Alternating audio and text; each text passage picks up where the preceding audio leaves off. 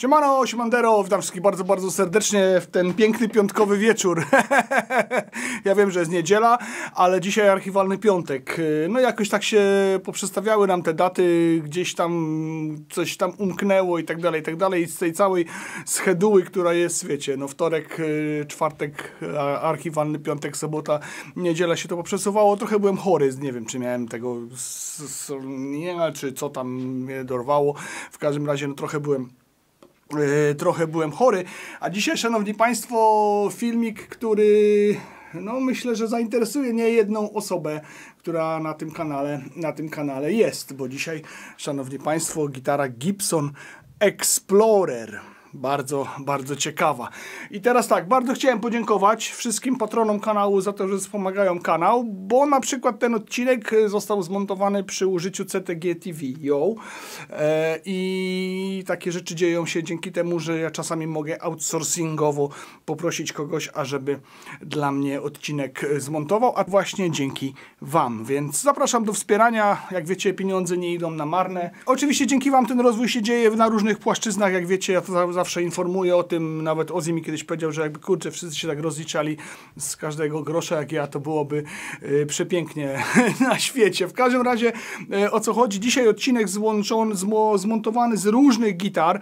Będzie chyba 3 takie Explorery się pojawią w dzisiejszym odcinku i chyba będzie tak, że no można się będzie z niego całkiem sporo dowiedzieć. Ja sobie go też później jeszcze obejrzę, bo mam w planach nagranie jeszcze jednego poważnego odcinka o Explorerze. I teraz uwaga. Żebym ten odcinek nagrał i żebym publikował, ja robię to bardzo rzadko, ale 222 lajki jak się pojawią pod tym odcinkiem, to wtedy się dowiecie, co to jest to. Bo to, szanowni państwo, nie jest Gibson. To jest podrabiana gitara z AliExpress, która udaje gitarę Gibsona, a będzie o niej film, jeżeli się postaracie ładnie i po prostu będzie można się dowiedzieć, czy ta gitara jest fajna, czy jest niefajna. Oczywiście sama idea zakupywania podrabianych instrumentów to nie jest fajna idea, no ale te instrumenty się pojawiają, więc trzeba też o nich coś powiedzieć i można się na ich temat wypowiedzieć właśnie, chociażby na temat podrabianych również zamontowanych tutaj przetworników EMG. Więc jak będziecie grzeczni, to zrobię o tej gitarze odcinek. Bardzo jeszcze raz dziękuję patronom, bardzo dziękuję wszystkim, którzy oglądają. Zostawcie tą łapkę w górę, piszcie komentarze, subskrybujcie kanał, wchodźcie. W tym momencie jedziemy z odcinkiem archiwalnym. Kilka Gibsonów SG. Nie SG. Kilka Gibsonów Explorer przed wami.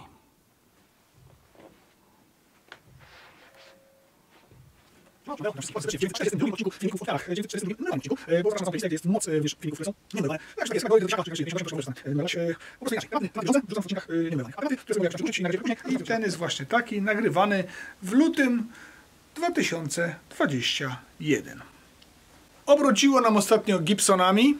Gibsonów sporo w odcinkach się przewija, pojawia w różnych konfiguracjach i z różnymi mankamentami, jak zauważyliście, bo je wam pokazuję, ale dzisiaj jest Gibson, który jest generalnie najlepszy, najbardziej wypasiony i najbardziej się w nim zakochałem i biały Gibson to jest to tylko ciebie chcę, jak to było w piosence. Biały Gibson kojarzy się oczywiście z panem Hetfieldem, biały Gibson oczywiście kojarzy się z panem Licą, wszystkim tym, którzy śledzą historię białych Gibsonów.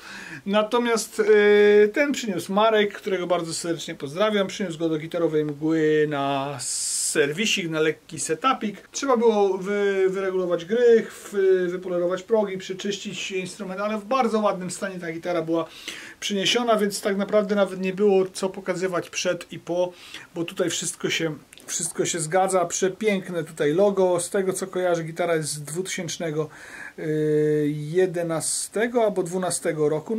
Numer wskazuje na 12.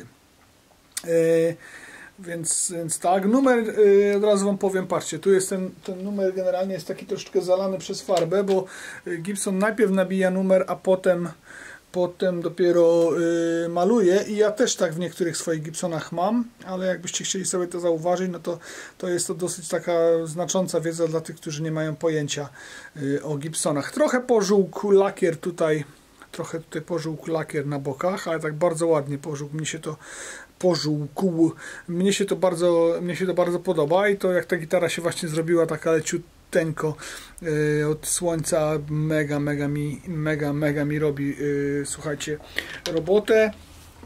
Tutaj trochę tak pożółkł podobno od ręki i od potu i od tego, że gitara była nieumyta, więc generalnie czyście swoje gitary zaraz po graniu i po prostu dbajcie o nie, to one będą dbały też o Was.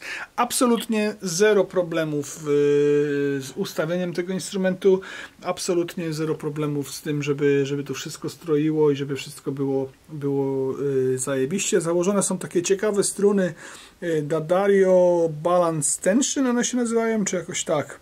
I one są takie trochę śmieszniejsze i trochę inne niż normalne standardowe sety. Podobno wszystkie mają ten sam naciąg. No oczywiście mamy mahoniowy korpus, najprawdopodobniej również mahoniowy gryf z palisandrową podstronnicą, 2 progi. Z tego co kojarzę, to tu jest 498, a tutaj jest chyba 496, ale teraz nie jestem tego pewien. Mostek Tuneomatic, jaki tam to jest, ja już nigdy nie wiem, czy to jest Nashville chyba, tak? To jest style, czy ABR, nigdy tego nie wiem. Nie umiem się tego nauczyć, więc poprawcie mnie w komentarzu. Gałka volume od pick-upu neckowego, gałka volume od pick-upu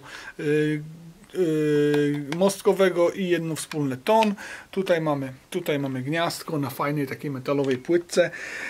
Słuchajcie, gitara ma zajebisty rockowy sznyt. Gra się po prostu z taką wielką przyjemnością, że postanowiłem, że sobie odłożę pieniądze i poszukam sobie jakiegoś Explorera. Mam nadzieję, że ten, którego znajdę, też będzie grał dobrze i że już go mam tak naprawdę też mam nadzieję. No po prostu jest przerewelacyjny.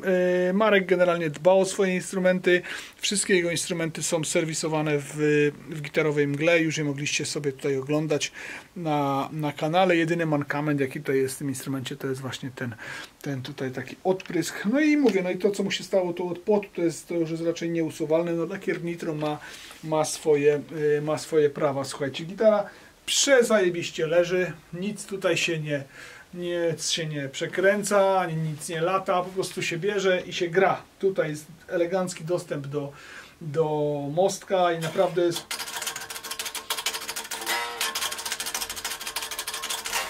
naprawdę jest wypas i to jest wielki po prostu propsior ten instrument.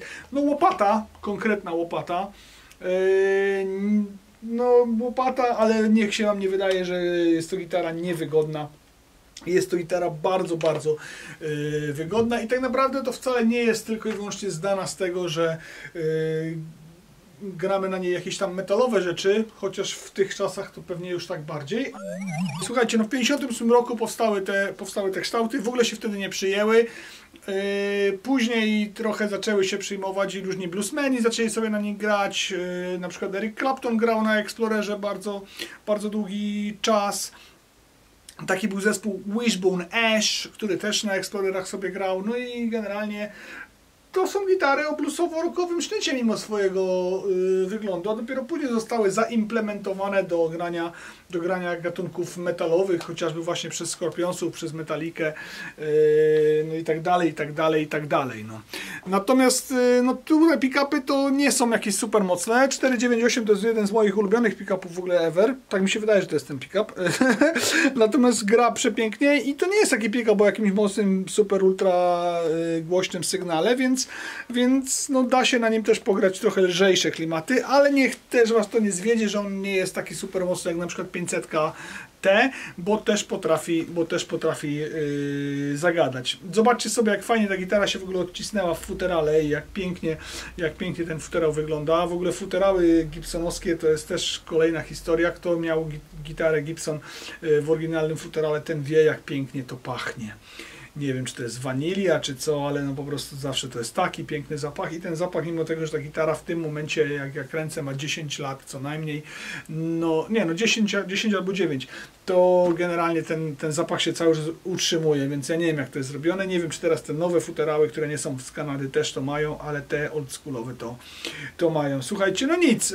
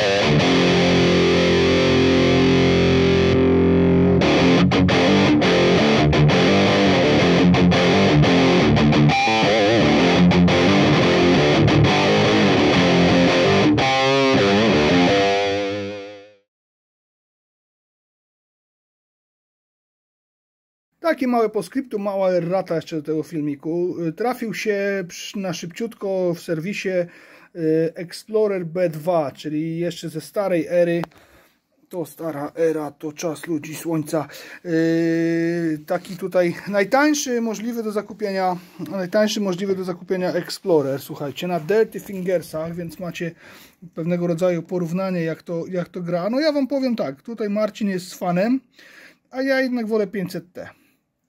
A jeszcze w swoim to w ogóle mam 498T i też mi się podoba, więc mnie te Dirty Fingersy, no nie wiem, no fajne picki, ale jakoś mnie nie urzekły. No ja ostatnio mam fazę raczej na to, żeby jednak tak moderate pick-upów używać. Może kiedyś by mnie to urzekło, ale swoją drogą, no to ta gitara oczywiście zajebiście gra i bezproblemowo można ją nazwać normalnym Explorerem, mimo tego, że jest wytaniona, jeżeli chodzi o lakierowanie. No i jest, no była tańsza, tak? Nie wiem, czy teraz w ogóle są jakieś tanie Explorery, to chyba jest taka ostatnia seria takich Explorerów, które są tanie. Co też, czym się też różni, jak widać, no różni się tym, że nie ma przytyczka tutaj na końcu płytki, tylko przytyczek jest tutaj, gdzie trzeci potencjometr środkowy normalnie w normalnym Explorerze jest. Moim zdaniem wygodniejsze rozwiązanie i fajniejsze. Czarny tutaj hardware. Mówię, no niezłe te Dirty Fingersy. No grałbym tak naprawdę. No w sumie z drugiej strony to na wszystkim da się grać, jak się nie umie, nie? Nie, jak się umie, tak? Jak to jest? Najważniejsza w graniu jest dobra kostka, a dobra kostka tylko, szanowni państwo, Gdzie ją masz? Już schowałeś. Schował. Dobra kostka tylko od Luka Pix. Plectrum znaczy się. Ale pokazać mogę. Pokazać możesz, pokaż. Marcin się zakochał w kostce. Tada! Mam i ja. Zakochał się w tej kostce. Jak ją wziął do ręki, to mówi, że zaczął 100 razy lepiej grać od razu, więc bez lokowania produktu pozdrawiamy Łukasza, który te kostki robi.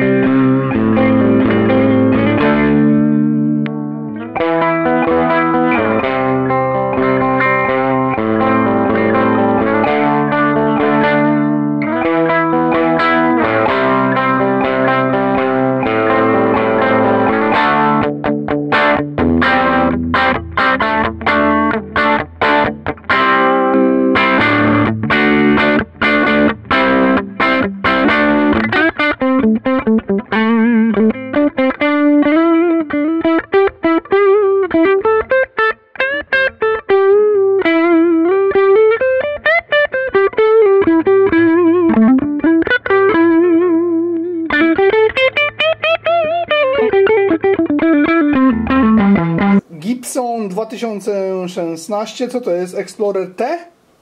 Explorer T. Explorer T, czyli właściwie taki sam jak ten biały, co mieliśmy, tak? Nie pamiętam rocznika tego białego. Ale chyba był starszy. Starszy był ten biały? A, chyba był 11. No w każdym razie... Jeszcze nie było serii T i HP. Aha. W ogóle były Explorery serii HP? Ja nie wiem w ogóle co to, te serie to ja nie wiem w ogóle co to jest. No T to była tradycyjna, a HP to była High Performance z tymi wszystkimi dodatkami. Od Aha. 2016 były dwie serie, ale Explorer to nie pamiętam, czy był taki. W każdym razie trafił tutaj na serwis. Marcin przyniósł ze szkoły Guitar Harmony. To jest gitara, na której gra dziewczyna. Więc kupiła sobie...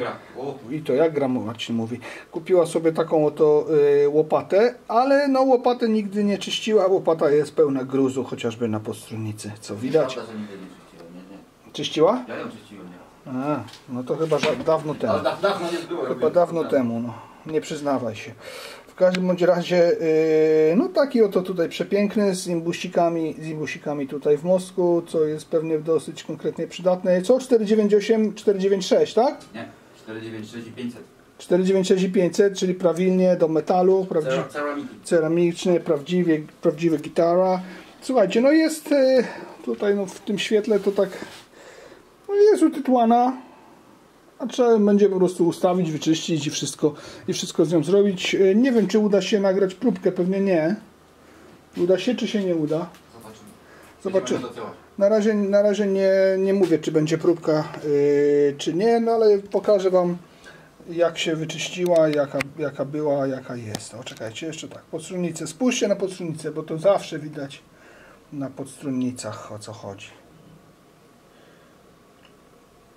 Syf, kiła i mogiła. Zdziwilibyście się, co daje polerka progów i generalnie wyczyszczenie i zakonserwowanie podstrunnicy. Jeśli nigdy tego nie robiliście, słuchajcie, nie musicie iść z tym do serwisu, możecie sobie zrobić sami. Są poradniki w necie, ale no warto wspierać serwisy. W każdym razie, jeśli tego nigdy nie robiliście i ktoś Wam to zrobi, albo sami sobie to zrobicie, komfort, jaki uzyskacie, jest niewiarygodny. Sam w to nie wierzyłem, sam nigdy w życiu nie robiłem sobie polerek, dopóki nie nauczyłem się tego robić u Artura Dogiela, to no powiem Wam szczerze, że teraz już nie wyobrażam sobie gitary bez wypolerowania progów. To robi taką robotę, że głowa mała. Sprawdźcie. A tak wygląda Gibson Explorer wiśniowy w środku. I co dziwne, uwaga, czy pan Marcin zauważył coś dziwnego w tym instrumencie, czy nie? Na przestrzeni naszych dotychczasowych działań związanych z Gibsonami i ich rozkręcaniem. Czy jest tutaj coś, co zwróciło pana uwagę? Gitara jest ze sklejki. Nie. A, to nie. Gitara ma pomalowane komory przetworników, a nie wyczesane do gołego drewna, jak we wszystkich, które widzieliśmy do tej Jeżeli pory. mówimy do tej pory o tych nowszych instrumentach, to fakt. Że wszędzie były generalnie jopy normalne takie, że gołe drewno było. Ale to tylko w tych bardziej... Może oni to jakoś tu pogłębiają po malowaniu czy coś. Może robią tak, że po malowaniu się im robi za gruba warstwa i, ale poczekaj, i ścierają gdzie to. to widzieli? Widzieliśmy to we Flying V na pewno. We wszystkich. W Tribucie chyba też było, no. ale w klasiku? Też. Tak mi się wydaje, nie pamiętam teraz, ale generalnie... Na pewno Flying V i Tribute. Tak? Generalnie no to taka to ciekawostka, że tutaj właściwie są pomalowane, więc nie ma konsystencji, nie ma konsekwencji. Konsekwencji nie ma. No to jest gitara sprzed 5 lat. No, urąbana pod płytką jest przepięknie, więc to, czego nie widać, też zostanie wyczyszczone. No jest tutaj konkretny syf, powiem szczerze. Konkretnie, ale widać, że gitara jest używana i że jest grana, tak? Pot płynie, łzy lecą, krew się toczy. Paznokcie się łamią. Paznokcie się łamią. No na takiej gitarze paznokciami to... A nie, bo to dziewczyna, tak?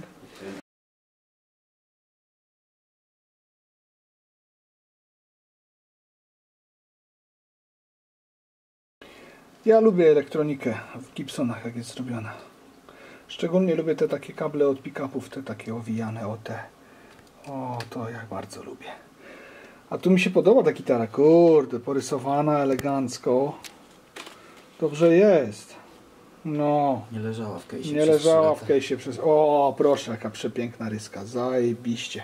Jak się nazywa ta dziewczyna? Paulinka. Pozdrawiamy Paulinkę. Sztosik. Tutaj sygnatura, filmiki o gitarach w tym.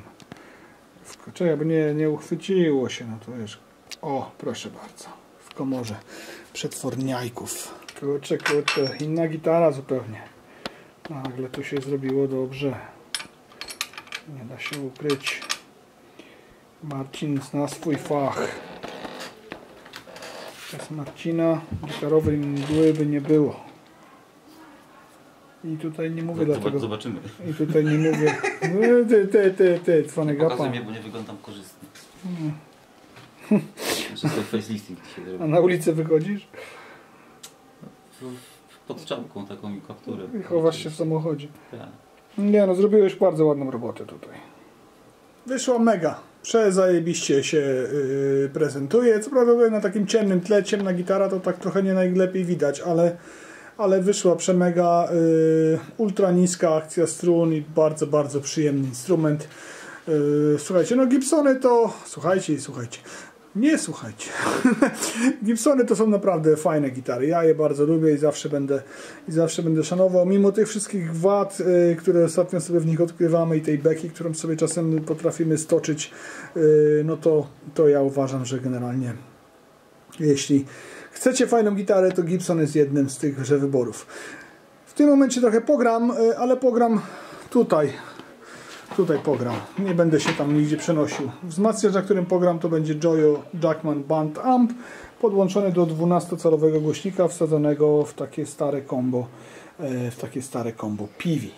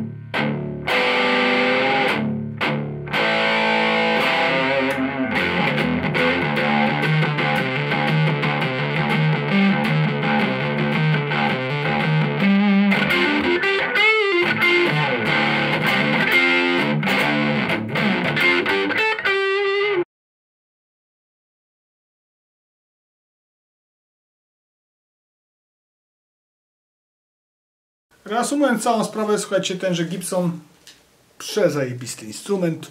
Cieszę się, że Marcin go przyniósł, zrobił przysługę swojej uczennicy i po prostu go tutaj wysetapował, a ja sobie mogłem dla Was na niej pograć. Niestety tylko tutaj w warunkach takich oto partyzanckich, że tak powiem, serwisowych, ale i tak banan na ustach był, a i tak generalnie taki podobny biały Gibson jeszcze się też albo już pojawił, albo się pojawi, więc to nie ma znaczenia. Gibson jest Gibson i Woi konkretnie moim zdaniem i mi się bardzo podoba jak ta gitara zagrała i jak powiedziałem wcześniej, bardzo bym takiego Explorera jeszcze chciał.